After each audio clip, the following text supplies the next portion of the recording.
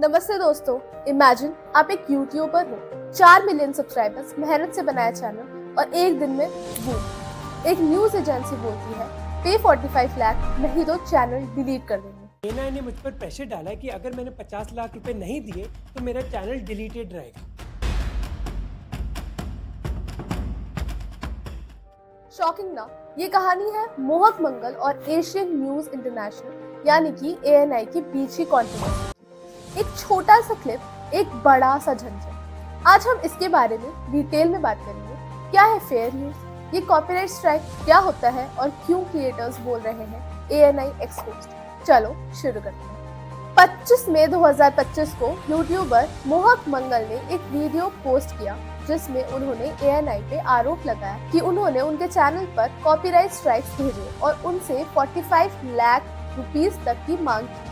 मोहक का कहना है कि उन्होंने एएनआई के कंटेंट के छोटे क्लिप जैसे कि 9 से 11 सेकंड्स अपने वीडियो में यूज किए हैं जो कि फेयर यूज के अंडर आना चाहिए। एएनआई ने मोहक के आरोपों को झुठलाया और उनके खिलाफ डिफेमेशन केस फाइल किया। एएनआई का कहना था कि मोहक ने उनकी प्रतिष्ठा को नुकसान पहुंचाया है। कोर्ट ने मोहक को उनके वीडियोस के कुछ हिस्सों को हटाने का निर्देश दिया। कॉपीराइट और फेयर यूज का मुद्दा, ये विवाद एक बड़े सवाल को जन्म देता है। क्या छोटे क्लिप्स का यूज फेयर यूज के तहत आता है या नहीं?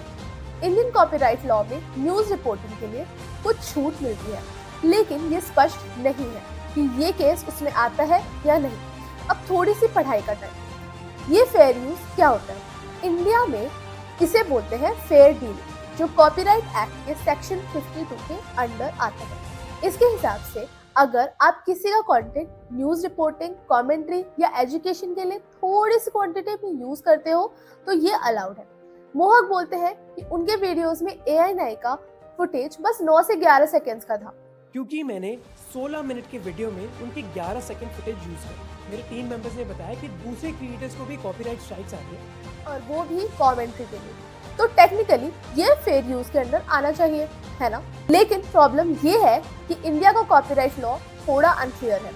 यूएस में फेयर यूज का कॉन्सेप्ट क्लियर है, लेकिन इंडिया के ये कोर्ट पे डिपेंड करता है और एएनआई जैसे बड़े प्लेयर्स इसका फायदा उठा रहे हैं। वो यूट्यूब पे स्ट्राइक डाल देते हैं और यूट्यूब के सिस्टम ऑटोमेटिकली उनका साइड लेता है। क्यों? क्योंकि ये यूट्यूब के पास इतना टाइम नहीं है कि वो हर केस को मैन्युअली चेक करने लगेंगे और अगर क्रिएटर डिसएग्री करता है तो केस कोर्ट में जाता है, जो बहुत ही कॉस्टली और टाइम कंज्यूमिंग है।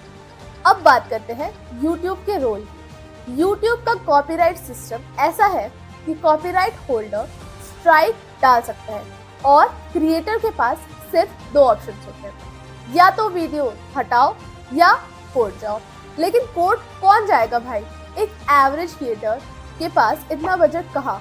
इसलिए क्रिएटर्स बोल रहे हैं कि YouTube को अपना सिस्टम फिक्स करना चाहिए और इसमें क्रिएटर कम्युनिटी एक साथ आई है।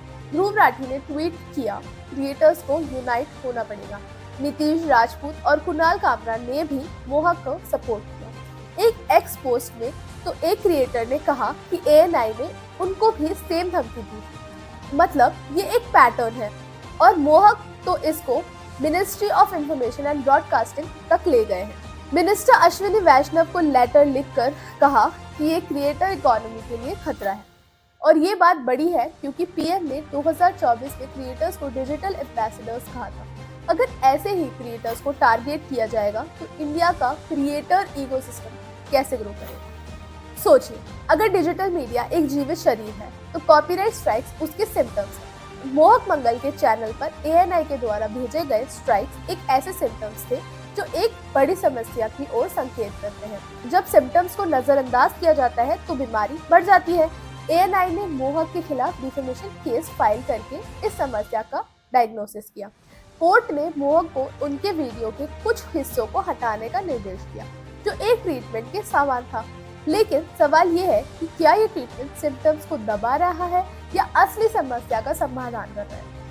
कॉमेडियन कुणाल कामरा और ऑल्ट न्यूज के को फाउंडर मोहम्मद जुबैर को भी कोर्ट ने उनके पोस्ट हटाने का निर्देश दिया जो मोहक के वीडियो से संबंधित थे। एएनआई ने मोहक पर एआई टूल्स का उपयोग करने के लिए आरोप लगाया जिससे उनके कर्मचारी की आवाज का गलत प्रदर्शन हुआ।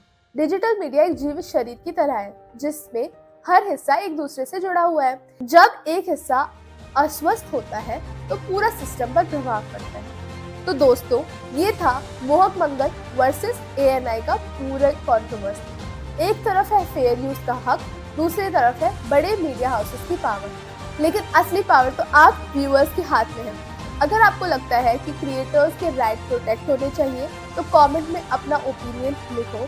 क्या लगता है, फेयर यूज को क्लियर करना चाहिए या ANI अपना बिजनेस मॉडल को प्रोटेक्ट कर रही है? इस वीडियो को लाइक करो, शेयर करो और सब्सक्राइब करो, क्योंकि ऐसे इन्फॉर्मेटिव टॉपिक्स की वीडियोस आती रहेंगी।